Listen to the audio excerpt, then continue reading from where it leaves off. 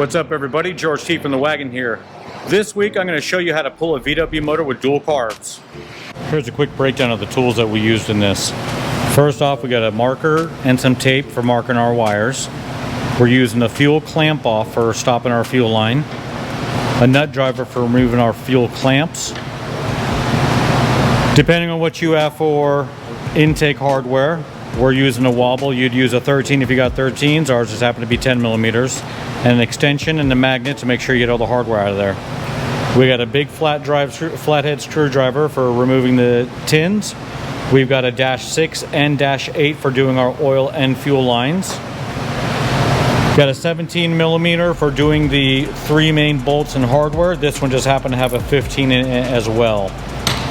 That should be everything that we used for removing the engine out of this Volkswagen. In a Type 2 application, you'll disconnect your battery in the engine compartment. In a Type 1 Beetle, you'll be going underneath the back seat to disconnect the battery. In a Ghia, we'd normally have the battery here. In Andy's Ghia, we have the battery under the seat as well. So that's where we've disconnected our positive and our negative. We have disconnected them completely. Don't just take one off, take them both off. You never know what else might be hooked up somewhere else.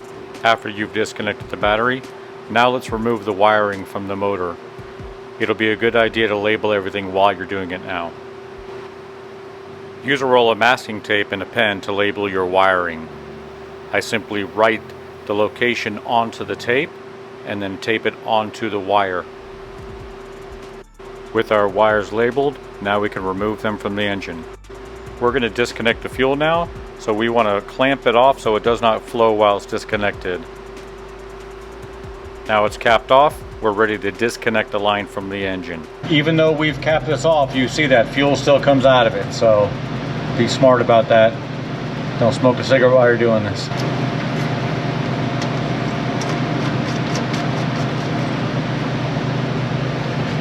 Got that capped.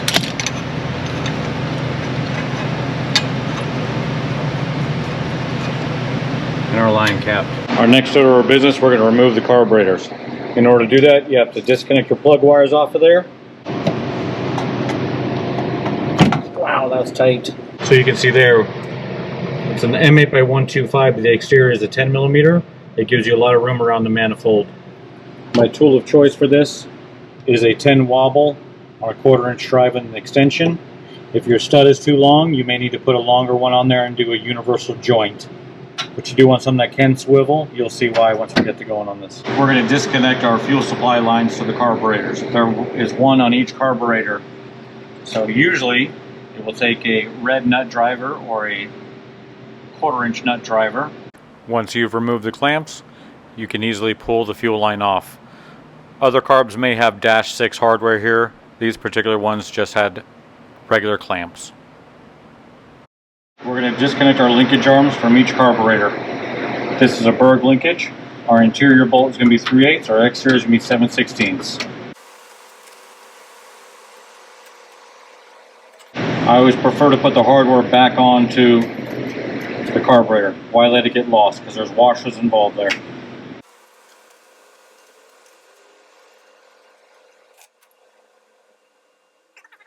Don't forget to disconnect that throttle cable from the center of the linkage.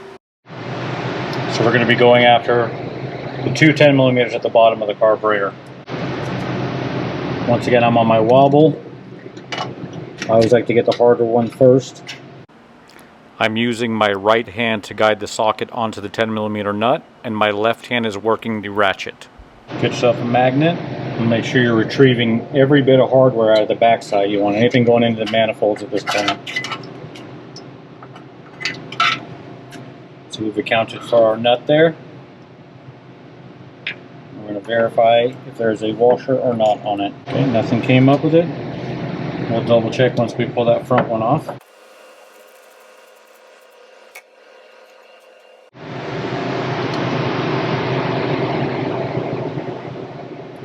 I'm not seeing a washer on that manifold, so I can assume that there will not be one on the back side of it.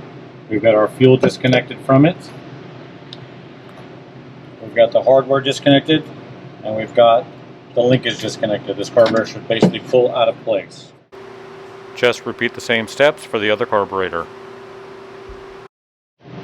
So the carburetor is ready to come out. Once you've removed the carburetor, it's always a good idea to stuff some paper towels or some rags in there to keep anything from falling into the manifold while you're removing the rest of the engine. We're going to remove this breastplate. Not only does it need to be removed for pulling the engine out, but it's also going to give us access to our oil in and outlet over here that we're going to remove from underneath. With the breastplate out of the way, you can see we have easy access to our oil lines. These are dash 8, so we're going to remove these and cap them off as well.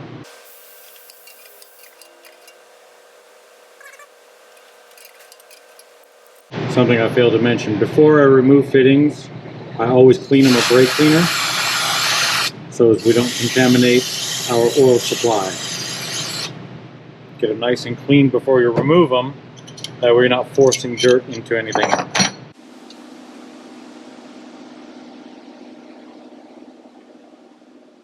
I take it off. I'm holding it higher than the cooler now so nothing's coming out of it. I got my male cap there, or my female cap, and then my male cap for the oil line. Now nothing can get in my oil line there, and nothing can get into the engine case there. Now we're going to remove the bottom dash 8 oil line coming off of the oil pump cover. You will lose some oil doing this. It's inevitable. Just make sure you replace it upon install. And just like the upper line, we're going to put caps on the hose and on the engine. Alright, I verified I do have a nut bolt combination in the starter. We are going to remove our 2 bottom nuts off of here and the upper bolt that's over by the clutch over there. So we'll start with these 2 lowers and then we're going to work on that upper. Alright, this car has 15s on it. The normal cars will have 17s on it. So we're going to remove that one there. And remove that one there.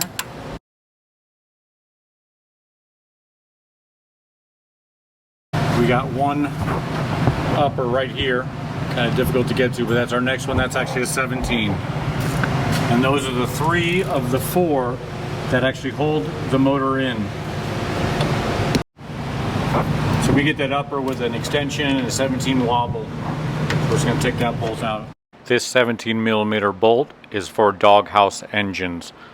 Non-doghouse motors will have a nut bolt combo, and the nut will be accessible behind the fan shroud on the driver's side.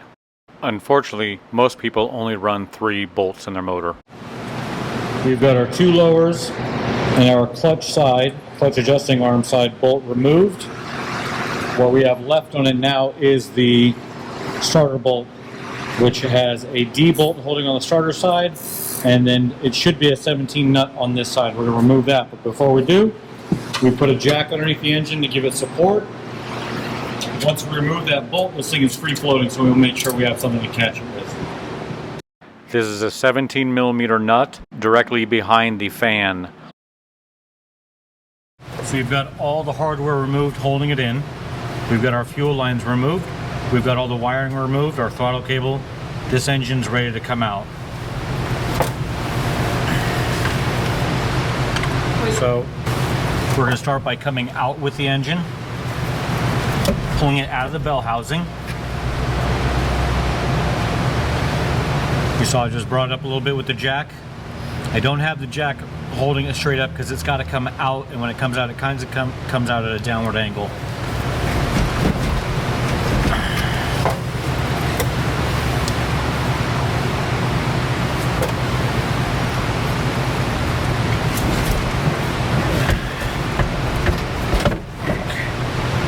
Alright, so we are free of the transmission. Now it's just a matter of getting it out of there. So this is like an angle game here. We lean it back, go over there and control the jack. Take it down. So we're going to start, hold.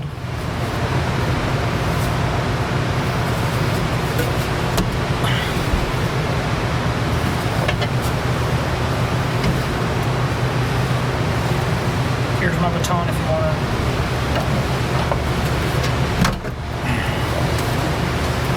Come down.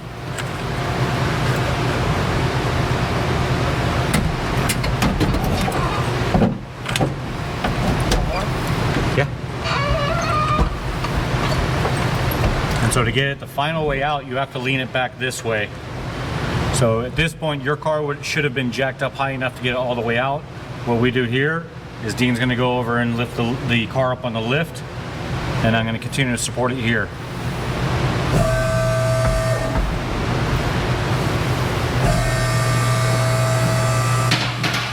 There we go.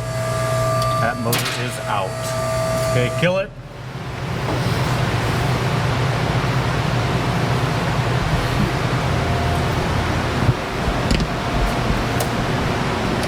The procedures you just watched in this video will work for a Ghia and a Bug. If you're in a bus, you would not have to remove the carburetors. You could leave everything intact because it would slide out as one unit. It's definitely not a difficult job. Just be thorough. Make sure you have everything disconnected. Don't forget about the simple things like your throttle cable. Most people forget about these and they're hung up in the very end. They're pulling against it, having a problem with it. And make sure you have all of your wiring removed from it as well. It's very important.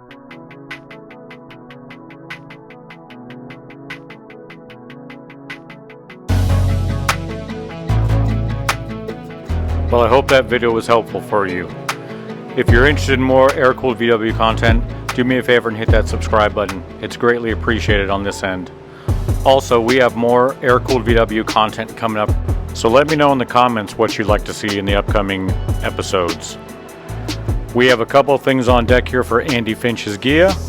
We will be installing some forged brackets onto his disc brake kit, and we're going to be putting some Cage 66 adjustable drop plates on this, along with some Bilstein shocks. I'd also like to take this opportunity to thank everybody who's subscribed to the channel, who's liked or commented on any of the videos. All of that is greatly appreciated. We are only a few weeks away from one crazy weekend, and I really hope to see a lot of you guys there.